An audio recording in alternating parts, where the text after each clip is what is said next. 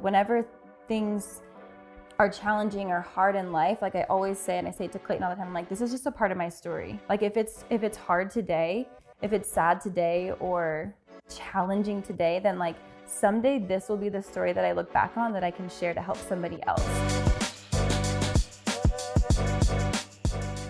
Susie, welcome to POVz. I'm so happy to have you here in New York City on our couch. Thank you so much for coming. Thank you for having me. I'm excited to be here. It's so beautiful. Thank you. It's very cool. Thank you. I can't wait to dive into all the things that make you you. But before we dive in, how are you doing? How's your week been? Good. It's been fun.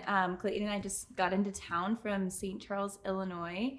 We did a golf tournament over the weekend, so we just had a blast. Met a bunch of new people actually and caught up with some old friends. So we're just traveling along right now. So it's kind of fun. I love it. Yeah. Well, I'm so happy that you made time to come to the studio. Oh yeah. And I can't wait to dive in. Me too. Every episode here on POVz, we always start out with somewhat of a controversial question to help us go deeper. So Okay. You ready? Yes, I think so. Okay, Susie, my question for you is, do you think beauty should be a competition?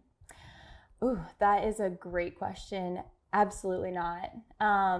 And obviously, like having the background that I come from, it's actually a really important conversation that I've had several times. And it's challenged not only like myself and my perspective, but it's challenged me to think my actions and like the different avenues that I've pursued in order to take opportunities that I've had in front of me, for sure. But no, I definitely don't think that beauty should ever be a competition. There's no like need for it to be a competition. And I think beauty is so subjective and different depending on who's quote unquote judging it, but also you should never be comparing yourself to somebody else really physically or even on the inside either. So I know you mentioned that your answer comes from a little bit of your personal background. Yeah. You started out in pageants, right? Mm-hmm. Yeah. So how would you say that being in the pageant world impacted your POV on beauty and how we should compare ourselves to others? So at 17, I competed at Miss Virginia Teen USA, and I wanted to go to film school. Miss Teen USA, whoever won, got to go to the New York Film Academy, which to me at 17, I was like, oh my gosh, a dream. I could never afford to go to the New York Film Academy. My parents wouldn't send me to film school anyways. Like it just wasn't in the cards for me, but I begged my parents to let me compete, and they let me do a local competition. And now I know the perspective of my parents, which is interesting because at the time, of course, they would never say this to me. But my dad said to my mom, like, what if she wins and she like has to go to Miss Virginia Teen? And my mom was like, she's not gonna win. Like, this doesn't happen to people like us. But I worked really hard that summer, and I had a background. I was really active in the community, and I had a ton of community service hours. I was just proactive in my lifestyle, and I think that at that time I had always made decisions that were like leading me on a path to be just proactive in my community, which there's like a huge element of community service to pageants. So I did excel, and I actually did go to Miss Virginia. I won the local, and then I ended up winning at Miss Virginia Teen, and then I got to Miss Teen USA and I didn't win. And it was actually a really tough experience because at the time I thought, this is fate. Like I want to be a documentary filmmaker. There's a film scholarship at the end of this. What are the chances that somebody like me is going to make it all this way? And then when I didn't, it was like my fate came crashing down on me, and I was like, oh, so now I have to figure out what I actually am going to do. I didn't have a plan after school. I didn't want to go to college. I hadn't really been proactive about looking into colleges, but I was fortunate through Miss Virginia Teen to get a scholarship, and I was able to go to a university and study film anyways. It wasn't the New York Film Academy, but I studied production, and I was able to learn just a lot about, actually going to Londonwood specifically, I learned so much about different cultures. There's a huge international population, which is really what inspired me to want to leave the States and just experience different cultures in different places. And it's kind of what like took me down the path of just experiencing different things in life other than my small town. It's just funny because like I think fate is going to go one way, but then it took me a different way. And now being where I am today, I realize that everything did happen exactly the way it was meant to happen, and it gave me the experiences that I needed to learn in order to be who I am today. So in hindsight, are you happy that it actually didn't work out in your favor in that competition because it led you to where you are now? Absolutely. Yeah, I think that going to Londonwood was one of like the single most life-changing experiences that I could have had. It really did expose me just to like such a diverse community. It challenged me a lot. My second year that I was there, I realized, well, actually my first year that I was there, I realized that there were a lot of things about myself that I didn't like. And by meeting different people from different cultures specifically, I met a young woman who her life had been attempted to be human trafficked. Wow. And she had to work so hard to be in the position that I was in on scholarship. I was on a scholarship in college, and I wasn't like valuing my everyday classes prior to that. I obviously loved my film classes, but the other kind of like secondary like gen eds that you have to take, I just didn't see as much value in those. And when I realized that there was somebody at the same university as me who had been through so much and they literally had to work so hard to be in the position I was in, it challenged my own just like personal beliefs, and it challenged me to think about like my own privilege being at that university on scholarship. That's huge. I think those are the formative life experiences that teach us about the things that matter most. And thinking back to your time in the pageant world, did you find it hard not to compare yourself to the people around you? Definitely. So I have like two very different experiences with pageantry. So when I was 17, I went to Miss Teen USA, and I left feeling horrible about myself. And I felt like my body wasn't good enough. I looked at the other people and I thought they were so much prettier than I was and so much more successful. All of these women or girls at the time, 14 to 18, that had foundations, and like I thought I was strong in my community service because I was like an active volunteer in my actual community. But a lot of these people had like national platforms that they were volunteering with, or they'd created foundations with their parents or mentors or whatever. And I was just, it made me realize, I was like, wow, like I have nothing on these people. But going through college, and I feel like those years in college were really they really just challenged me as a person, as a woman, to like reflect back on it, because I look back and I'm like, I was every bit qualified to be there.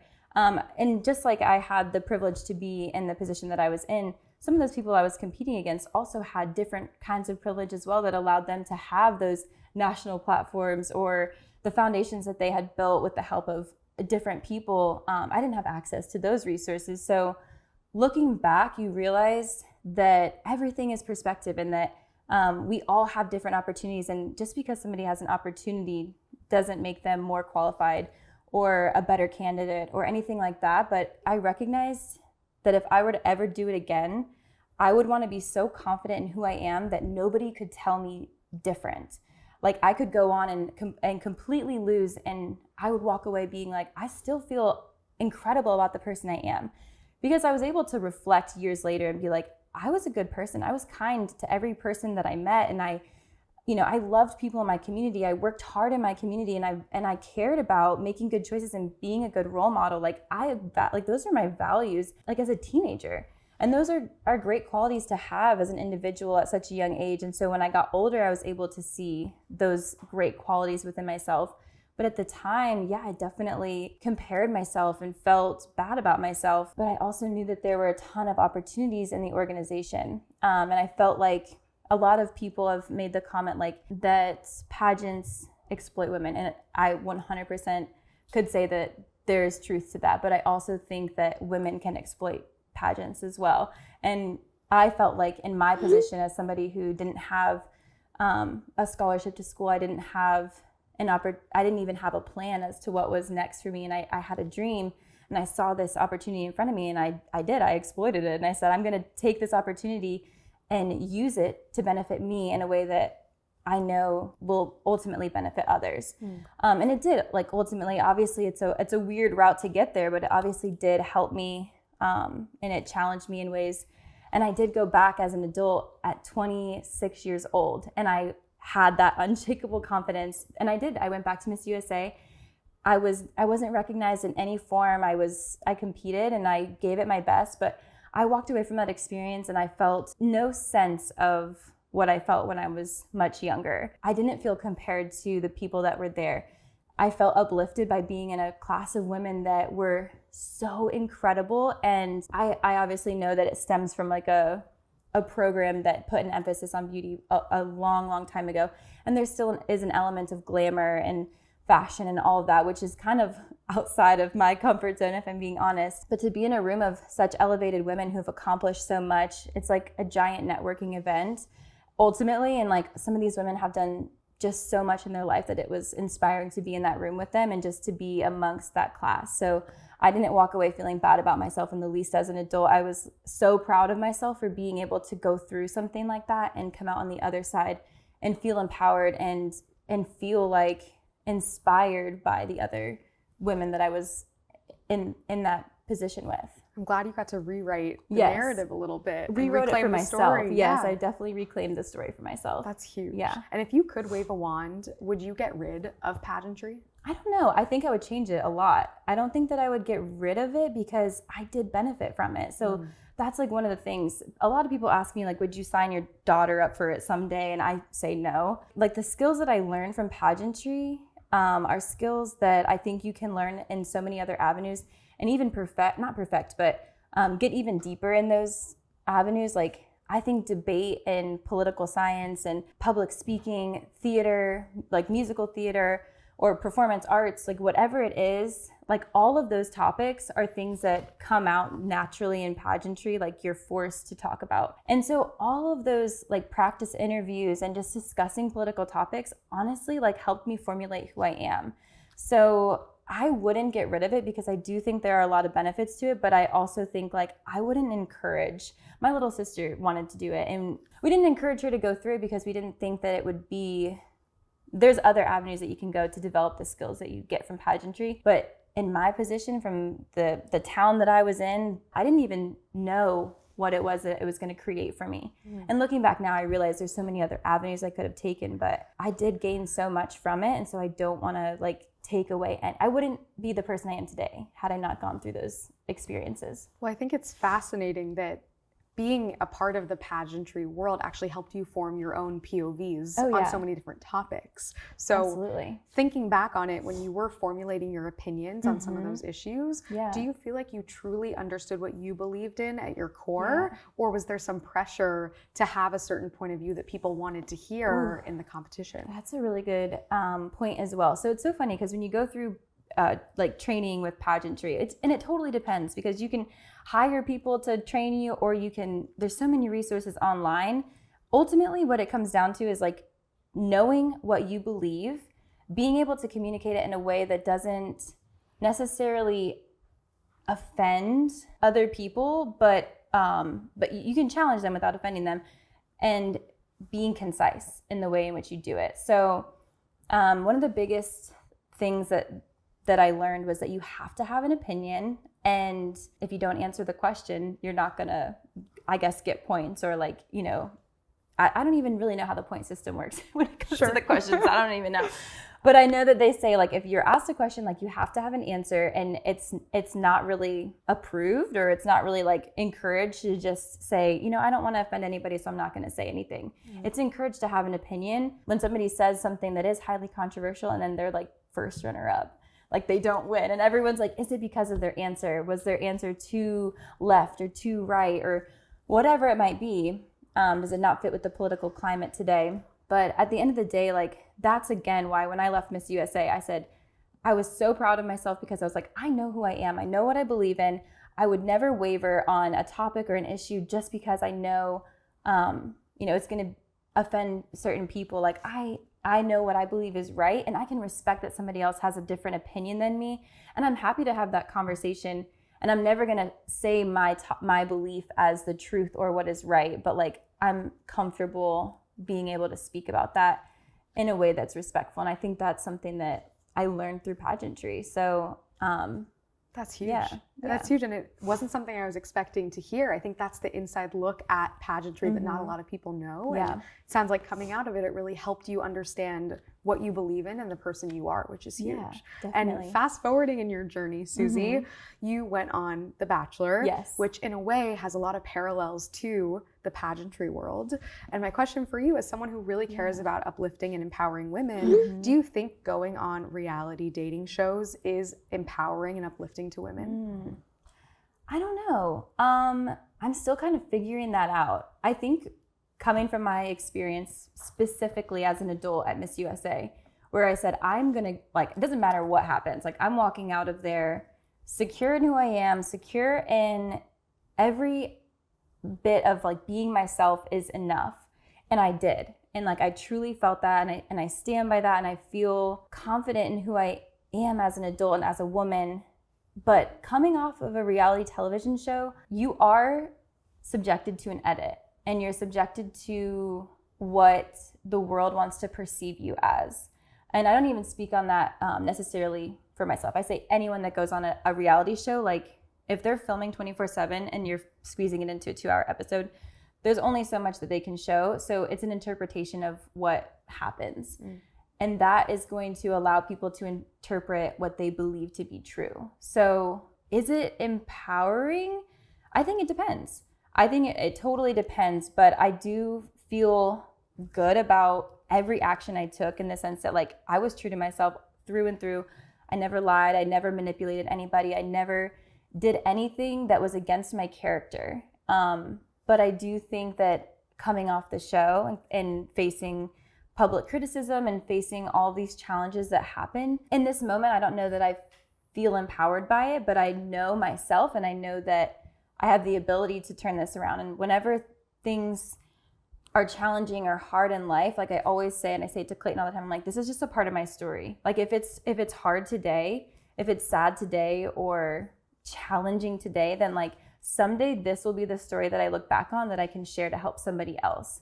And like that's how I find peace in whatever it is, because I know myself, and I know that no matter what people say about me or think about me, I have stayed true to myself, and that is empowering. And I will find a way to be empowered by this experience regardless of what people's perspectives are or what they want to say about me or to me. That's huge. And I really admire how you have stayed true to who you are, no matter where you are in the world, whether it be a pageant, whether it be in the work that you do with photography, whether it be where you are now, you know, post The Bachelor. I think that's something that we could all use a little bit more of. So it's awesome to hear that that's something that you've stayed true to. Thanks. And something that I think is also empowering about your journey on the show is that you ended up at the end of the day choosing yourself and turning down the first male lead in the show's history. Do you think in general, when you think about trust, if it's broken, do you think it can be fixed? I think that really depends on the situation. In our situation, I don't think that there was trust broken. When we look back at, or when I look back at the experience from my perspective, and also now knowing Clayton's perspective, I don't feel like there was ever, actually even when I was there, I never felt like there was trust broken. I went into that week knowing how I felt, but I also knew that there were like all of these possibilities of what could possibly happen. It's a wild environment, and so I was like, there's a lot of things that are possible, but I also know that like I'm allowed to step away at any moment and do what is right for me. So I never felt like trust was broken on the show personally, but in life, I don't know, like I've never been one, like if I've been betrayed in a relationship or even in friendships, like I can forgive somebody, but I don't know that I forget. So I don't know. I think it just depends on the situation. But for me in relationships, if somebody were to betray my trust, if somebody were to ever cheat on me or lie to me, like I can't build a foundation on that, is how I feel. Yeah, and that's so valid that it's situation dependent. Yeah, exactly. I appreciate you sharing that answer. Susie, it seems like hearing your journey, and obviously there's so much left to unpack, it seems like something that has defined a lot of who you are is staying true to yourself. Yeah. For a lot of young people out there that maybe having a hard time staying true to who they are, especially when it comes to the world of social media and constantly comparing yourself to others, whether you're in the pageant world or on reality TV or just a normal young person. Yeah. What advice would you give to someone who's struggling to stay true to themselves? Oh my gosh. I wish I could give them the answers, because I really struggled as a young person to feel comfortable with my personality. I feel like I'm just a lot. And people said that when I was on the show. People said, she's just a lot. Like, is that a bad thing? Right? I'm like, I didn't think so. But like growing up, like I was a lot. Like I was like probably loud and weird. And I would try really hard to be something that I wasn't, to fit in a lot of times. And as I got a little bit older, I started to feel this like defiance in me. And I think that I really like leaned into that, and I was different. And I was like I was just different. And people started to, even though it was unusual and weird, people started to like gravitate towards that because I was who I was. And like everybody who knew me knew that I was this way.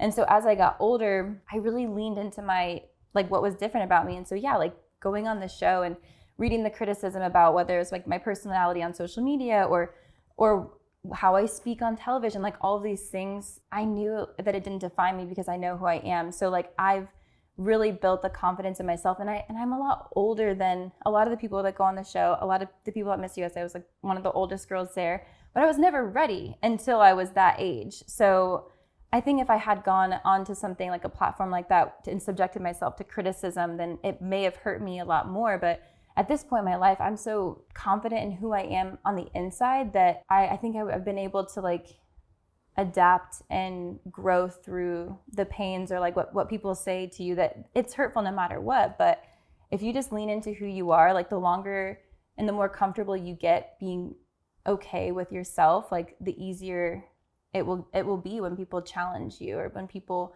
don't want to appreciate you for who you are. That really resonates with me.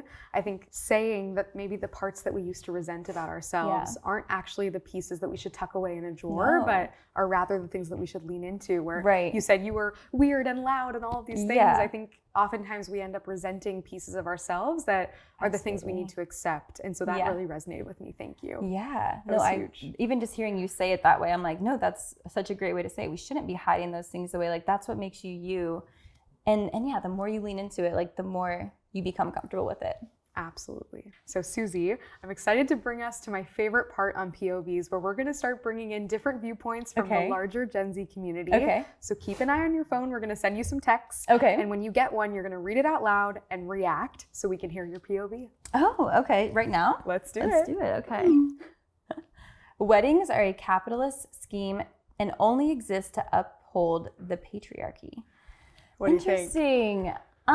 You know what? I think that's a valid opinion for somebody that doesn't put value into a wedding. It's so funny. I went on The Bachelor, which is a show about getting engaged, and I could give like two craps about my wedding day, but I'm a wedding videographer and I absolutely love shooting weddings.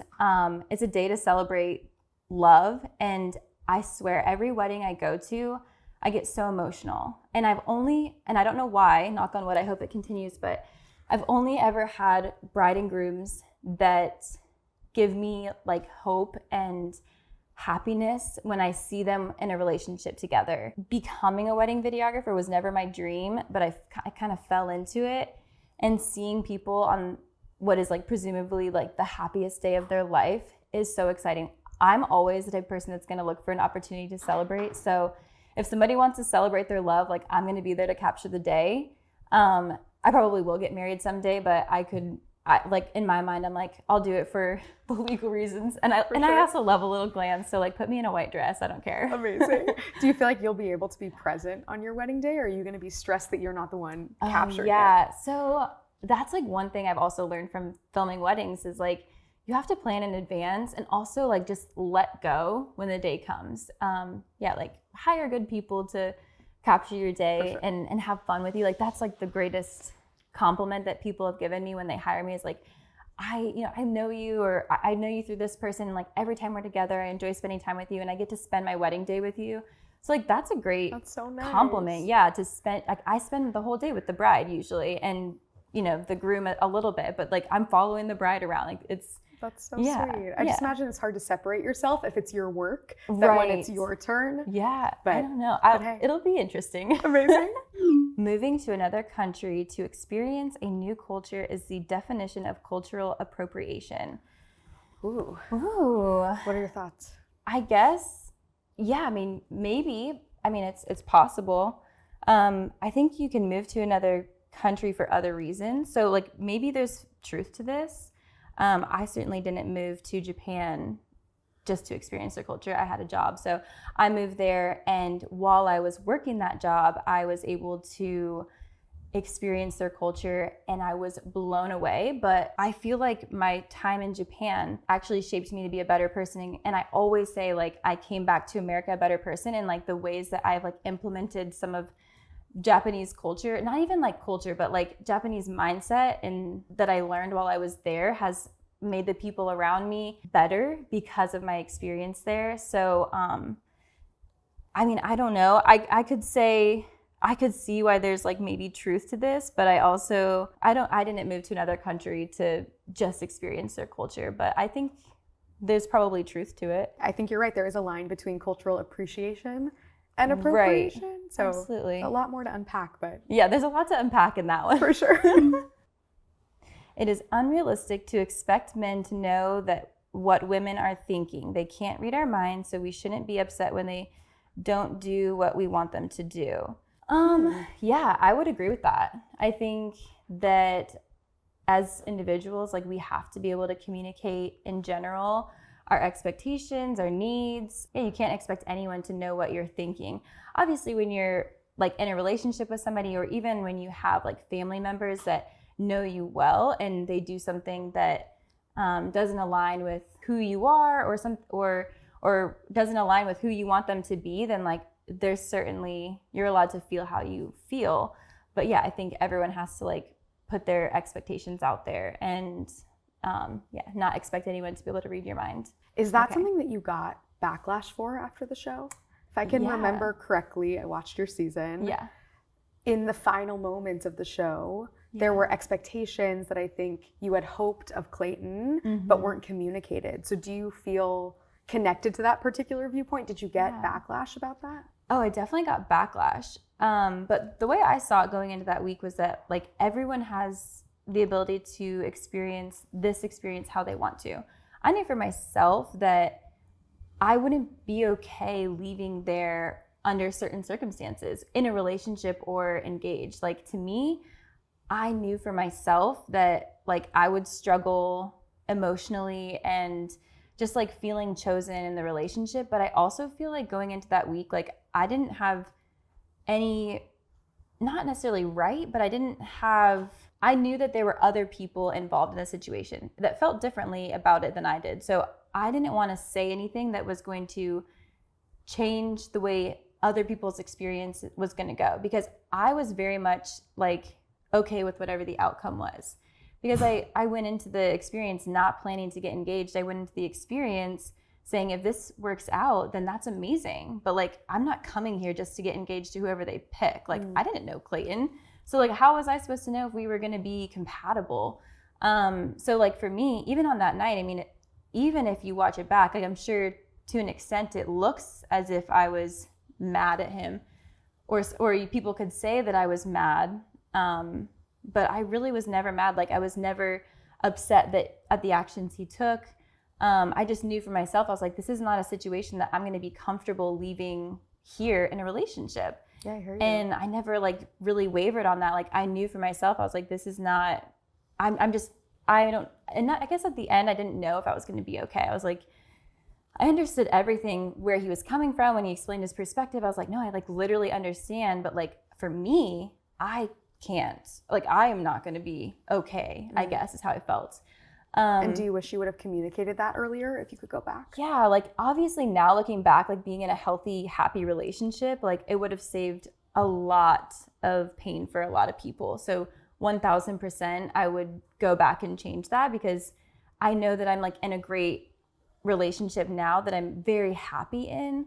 And so, yeah, I just know it would have saved a lot of pain. But in that moment, I didn't think that was like the best choice. And also like you're confined to circumstances of a show. So like I don't have a cell phone. I can't text him. I can't call him. Like I don't have, like I could have brought up that conversation at any point. But until you're in that moment, you don't know exactly what you're going to feel, what you're expecting. I didn't even know if Clayton liked me that much until the night that he told me he loved me. And I was literally so shocked. So Yeah, I mean, of course I would change it now because I know what I know. But at that moment, I think I made the best decision that I could with the understanding that I had. That. Yeah, that's all you can do in the moment. Couples who break up should never get back together. There's a reason Taylor Swift wrote that song. Love some Taylor Swift. Yeah, I've never gotten back with an ex until Clayton. But I don't really believe in like never say never. I mean, I don't think anything is that black and white in life, especially when it comes to reality television. I think that I've made the best decisions for myself from the time that I was on the show to the time to sitting here today to being here with Clayton. Like, I feel like I am making every decision with myself in mind. And obviously, once you get into a relationship, you also have to consider how your decisions affect that person. But like at the forefront of my decisions are like protecting myself and doing what is healthy and what is good for me. So like for me, it was totally healthy and normal to get back with Clayton. I hear Just you. Depends, you know? I hear you. I love how you brought in the Justin Bieber, never say never. Never say never, exactly. Lil T Swift and JB, okay? Love it. No, I totally hear where you're coming from. Yeah. Awesome. Susie, drop a hot take. Wait, what does that mean? I'm millennial. Do you not know what a hot take is? No, like what? I'm a millennial. Okay, What is Susie, a hot take? I'm so happy I get to. I'm out of the loop. Oh, that's probably embarrassing. A hot take. It's not embarrassing at all, but I'm so happy I can explain it to you. Hot topic? Yeah, so a hot take is typically a controversial opinion that you have that maybe not everyone around you agrees with. For example, I love pineapple on pizza, but some people might think that's a hot take because not everyone agrees. It can be food, music, politics, anything. Okay. A hot take. I'm sorry that I had to ask for that. Well, now you know. That's why you come on POVz. Okay. A hot take. I think what I've learned in gaining such a large following, and people reply and send messages all the time, but I think what you're doing is great, and it's activism, and it's helping people understand perspectives. And like in watching your videos, I see that you show perspective and allow for healthy communication and conversations. But some of the messages that myself or Clayton have received are very like hurtful and hateful. And there even are opportunities to educate, whether it's us or other people. But a lot of times when you approach a conversation with hatred in your heart, you do more damage than you do good. Exactly. And I think for someone like myself, I can look at a really nasty message, and even if there is a message behind it, sometimes I can see that that person is trying to make a point, or they are very passionate about something, and I can try to like look past the hatred and find the lesson in that. But a lot of times I think when you approach those situations, you're going to further drive people apart. So like when we have these conversations, at least for me, like I feel like I always want to approach it with the pursuit of understanding rather than like proving that you're right or proving your point. It's like the more we understand each other, the more we probably will realize we're all on the same page to some extent. And if we're not, then maybe we have to agree to disagree. But that's just one thing I've seen so much of with having such a public platform now, is that people can approach topics and reply to my stories and reply to me in so many different manners, but you're always going to make more progress when you come from a place of kindness. I personally couldn't agree with you more. I think there's a reason why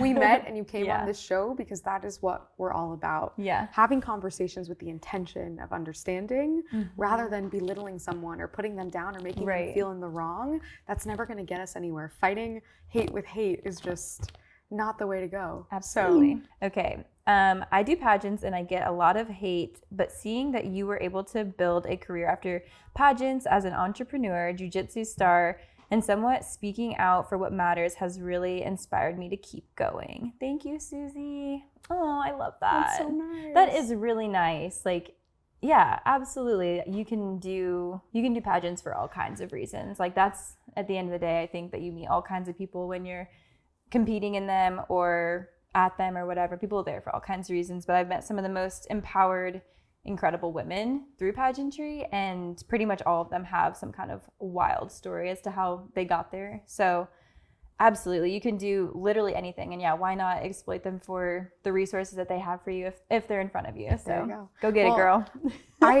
I agree with this person. I mean, I Yeah. think it's amazing how you've shown people that you can be more than sometimes the box that you're put into. 100%. If you go on a TV show or if you do pageants, like Yeah. clearly you're an entrepreneur with your photography and videography. Mm-hmm. You do jujitsu, you speak out about what matters. And I feel like you're setting such an awesome example for young people Oh, thank around you. the world. You're Thanks. awesome. And I'm so grateful that you came Thank on you. POVz today. So before you go, clearly we're a show really trying to empower Gen Z.